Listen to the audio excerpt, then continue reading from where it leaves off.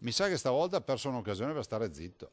E lo dico, sa perché? Perché non è vero che noi siamo più indietro del Trentino. E peraltro, se avesse letto tutte le carte, vedrebbe ad esempio che in Trentino si dice che passata una tot data il problema diventa comunale, cosa che i Venti non fanno. Il presidente della regione respinge al mittente le accuse di immobilismo lanciate dall'ex comandante triveneto del Corpo Forestale dello Stato Daniele Zovi.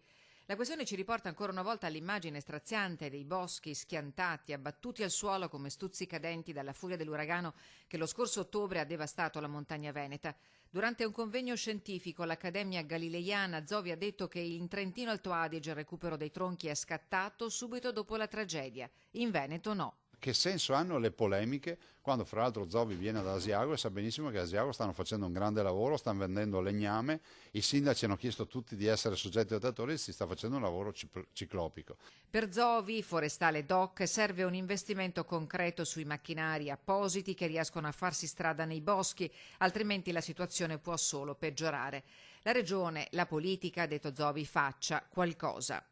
Una mancanza di rispetto contrattacca il governatore Zaia che ricorda all'ex capo della Forestale come la macchina per il recupero del legname sia a pieno regime e che alcuni lotti sono già stati venduti. Se poi c'è qualcuno che si ritiene bravo, faccio sempre l'appello, come lo facevo con l'alluvione, che pensa di essere più bravo degli altri, non fa altro che alzare il telefono, mi chiama e lo faccio io nominare, o soggetto attuatore e anche commissario, non c'è nessun problema. Zovi lo vuol fare? Ci venga a dire che gli diamo tutti i poteri. Ma con i poteri ci sono anche i doveri. Funziona così da me.